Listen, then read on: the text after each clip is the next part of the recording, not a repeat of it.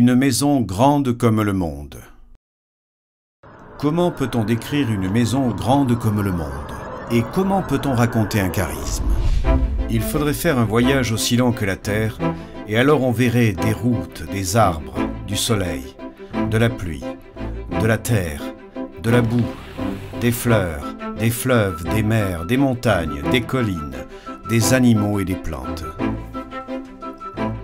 Mais surtout des maisons. Il y en a de grandes, de petites, de belles, de laides, d'isolées, de décrépies, de restaurées. Des maisons de campagne, des maisons de ville, des gratte-ciel. À les regarder de l'extérieur, on peut imaginer la vie qui s'y déroule dedans. Imaginez des tables garnies, des sourires, des pleurs, des partages, des disputes. Imaginez des lits où dormir et rêver. Imaginez des conversations importantes, des bavardages pour créer des liens de voisinage. Imaginez la vie qui court dans ces murs. La prière, les invocations, les laudes et les bénédictions. Imaginez la fête de la rencontre, des retrouvailles, des embrassades, des poignées de main. Tu as un grand désir, tu veux rentrer, et tu t'aperçois qu'à l'intérieur la scène change. Les parois sont transparentes. Si de l'extérieur tu pouvais entrevoir des scènes de vie qui se déroulaient dedans, maintenant que tu es là, tu vois les routes, les cours, les écoles. Tu vois les villes, les paysages et les villages. Tu vois les banlieues, le centre, le désert et les lieux de la prière. Mais ce que tu regardes, c'est la vie vécue qui te rentre dedans, qui te pousse à avancer pour pouvoir la vivre et pour pouvoir participer. Alors le monde maintenant se remplit de regards, de visages, de sourires. Le monde se remplit d'histoires à raconter. Des jeunes, des femmes, des enfants, des familles. Il semble qu'il n'y a plus de parois. Il n'y a plus un dedans et un dehors. Tout est un unique grand foyer. Celui d'habitants d'un monde qui se tourne vers l'avenir. Des gens qui croient, qui espèrent, qui luttent, qui aiment. Des femmes qui choisissent de donner la vie. Des femmes consacrées qui marchent avec un feu intérieur. Qu'est-ce qu'un charisme?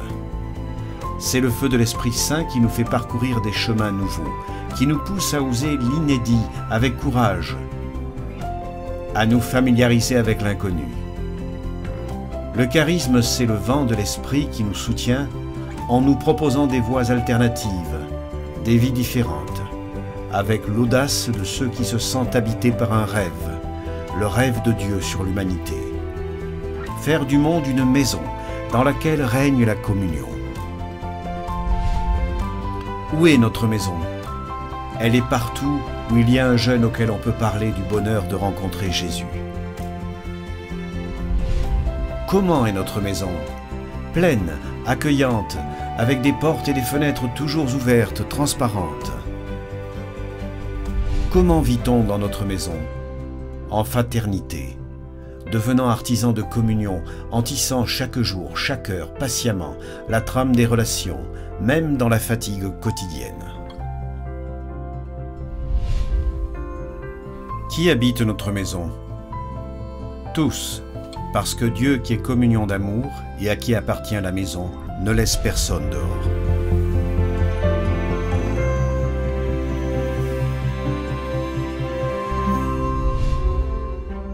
Qui sommes-nous? Une grande famille de femmes appelées à consacrer leur propre vie à Dieu pour les jeunes. Fondée par Saint Jean Bosco et Sainte Marie-Dominique Mazzarello, nous vivons en communauté et nous avons dans le cœur une grande passion missionnaire. Nous nous appelons Filles de Marie Auxiliatrice, FMA. Don Bosco a choisi pour nous ce nom parce qu'il nous a valu comme un monument vivant de grâce à Marie dans l'Église. Avec elle, nous vivons la pédagogie du prendre soin, qui s'exprime dans la passion éducative et dans l'entreprise de défendre et de promouvoir la vie. Le devoir éducatif est le cœur de notre mission. Chaque FMA sait qu'elle joue sa vie pour Dieu et pour les jeunes. et cherche à qualifier sa présence par des interventions adaptées à la réalité et aux cultures d'aujourd'hui.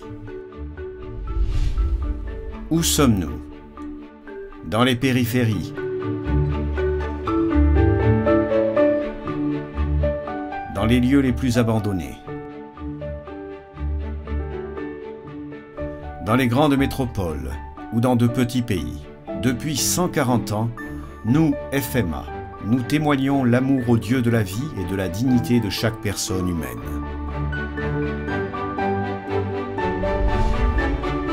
Que faisons-nous? Partout où sont les jeunes, là est notre maison. Notre rêve est de les rendre heureux maintenant et toujours. Les frontières de la mission éducative dans toutes les parties du monde sont variées. Avec l'école, nous répondons aux exigences d'une éducation systématique et critique qui offre des instruments pour accéder à une vie digne. Dans les cours professionnels, nous exprimons l'attention aux besoins des jeunes de s'insérer avec des compétences dans les circuits productifs. Avec l'oratoire Centre de Jeunes, nous répondons à leur demande de se retrouver, de se réunir et de se confronter.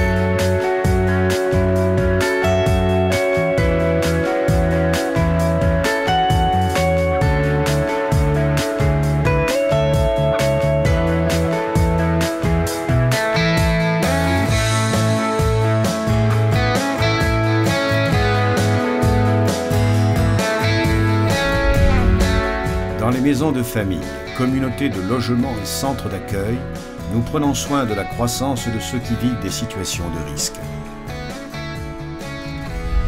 Dans les terres de mission Agentes, interpellés par des situations de pauvreté particulière et de détresse, nous nous engageons à témoigner et à annoncer Jésus, vie pour tous. Dans les maisons de spiritualité, nous favorisons des expériences de silence, de contact prolongé et calme avec la nature et la parole de Dieu. L'éducation de la jeune femme est notre choix prioritaire, avec des interventions précises et des modalités variées pour la promotion de sa dignité et l'élaboration d'une culture au service de la vie. Nous accompagnons les jeunes sur les routes des différents continents, solidaires avec ceux qui cherchent le sens de la vie, la paix, la justice, le respect, avec qui rêvent un monde où les différences s'harmonisent, avec qui adoptent un style de vie durable qui sauvegarde la nature et protège la création, œuvre de Dieu. Notre rêve, être aujourd'hui avec les jeunes, maison qui évangélise.